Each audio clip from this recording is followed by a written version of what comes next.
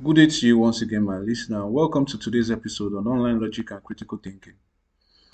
If this is your first time on this channel, please like, share, and subscribe for more updates and episodes. In our previous episode, we discussed the concept of propositions, the components of a proposition, and the type of propositions that we have. However, this week, we will be discussing the concept of arguments. Remember, I promised that we'll be discussing further on the notion of categorical proposition in this episode. However, categorical propositions are best discussed during our lessons and arguments. So if this topic is new to you or you're new to logic and critical thinking, please take your time to study our earlier episodes on this channel for proper understanding. And let me remind you once again, logic is very simple, but we need to take it a step at a time so as not to miss our understanding of specific concepts and terminologies employed. If there is anything you don't understand from my lesson, please use the comment box below. I'll be shedding more lights on them in subsequent episodes. Thank you. In our previous episode, we defined propositions as the building blocks of constructing an argument. And we may ask now, what then is an argument? Ordinarily speaking, the word argument may suggest quarrel or conversational disagreement.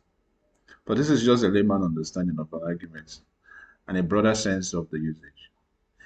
In the real sense, argument is a technical term in logic.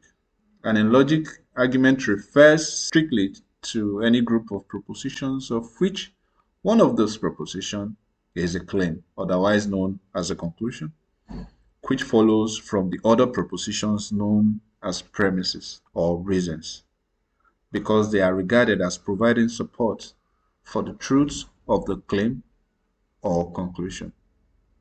In a nutshell, an argument is a set of propositions such that one of the propositions is a claim and the other propositions are support to the claim. This is a typical example of some of the arguments we may encounter in our daily conversations, writing, speeches, passages, or columns of our newspapers.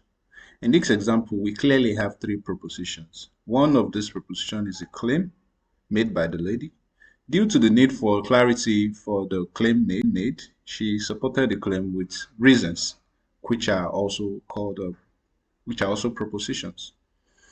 A claim is regarded as a conclusion because it is the position and the proposition that needs to be supported with reasons.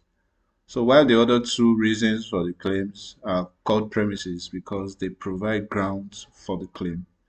A look at these arguments, we'll find out that the lady says in the first proposition that public libraries should be funded in every community.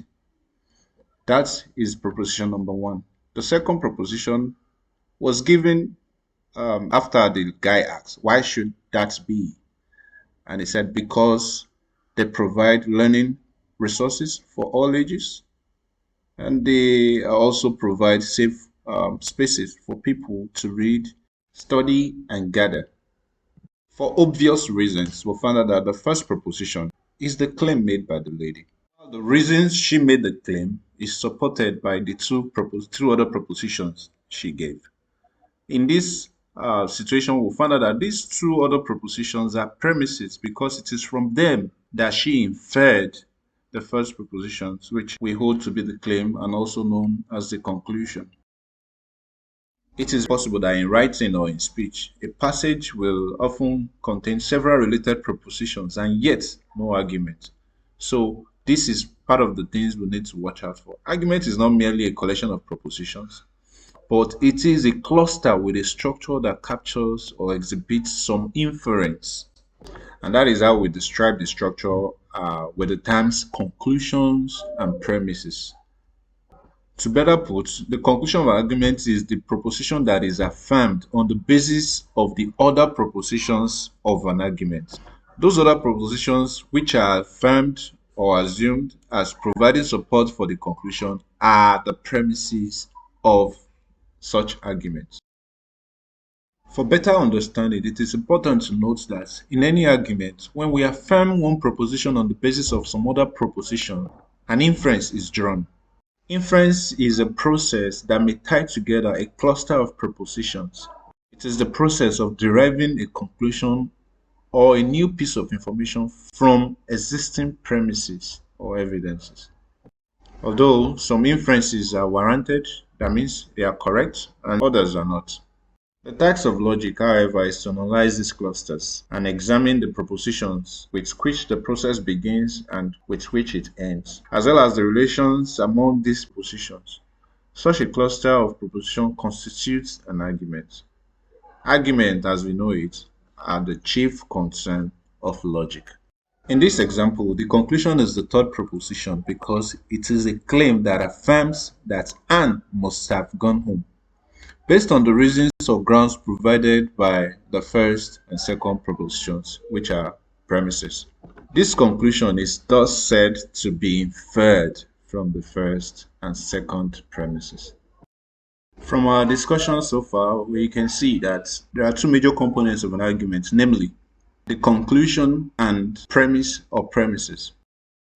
Conclusion in any argument is the proposition to which the other propositions in the argument are claimed to give support or for which they are given as reasons, while premises are the propositions upon which inference is based, the propositions that are claimed to provide grounds or reasons for the conclusion.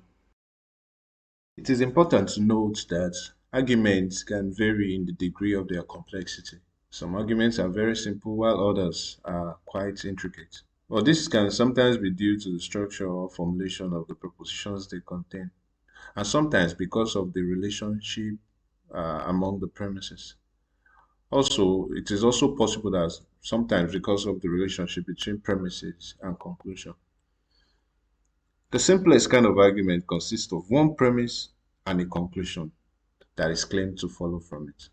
So it's possible to have two propositions where one is a conclusion and one is a premise. For instance, no one was present when life first appeared on earth. Therefore, any statement about life's origin should be considered as a theory, not fact. A look at this example, we can see that there are two propositions, while one is a premise, the other is a conclusion. It is also possible that both premise and conclusion may also be stated within the same sentence. This is evident in the example below. Since it turns out that all humans are descended from a small number of African ancestors in our recent evolutionary past, believing in profound differences between races is as ridiculous as believing in a flat earth. And conclusion appear can also vary. It is common for conclusion of an argument to precede the statement of its premises or premise. For instance, in this example, we found out that the conclusion comes first, which is a claim, and the reason for that claim were given in two other propositions. First, because few players in history have enjoyed the longevity on the diamond of the immortal Bambino, and the second premise, which is because only two other players in history of baseball have hit more than 300 home runs. The second dialogue box shows a situation where we can have a premise and a conclusion united in one sentence, such that the conclusion may also come first in such sentence. Every law is an evil, for every law is an infraction of liberty. This is a sentence containing two prepositions, whereas the first preposition is the conclusion, and the reason for that conclusion, which is a claim, is the second proposition, which is the premise. It is important that before we can evaluate an argument, we must recognize it. We must be able to distinguish argumentative passage in writing or speech. We must be able to distinguish between premise and conclusion. Doing this assumes, of course, an understanding of the language of the passage.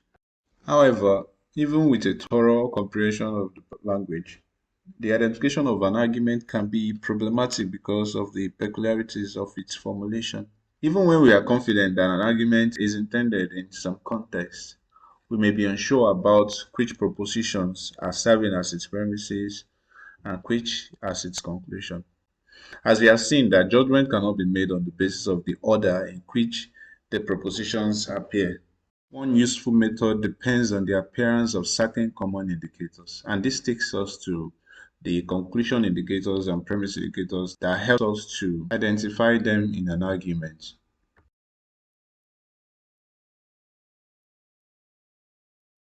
These words or phrases below typically serve to signal the appearance of an argument's conclusion or of its premises. We can see on the dialog box on the left those of the conclusion indicators, and the dialog box on the right, I have the premise indicators. Here is our take-home exercises for the week.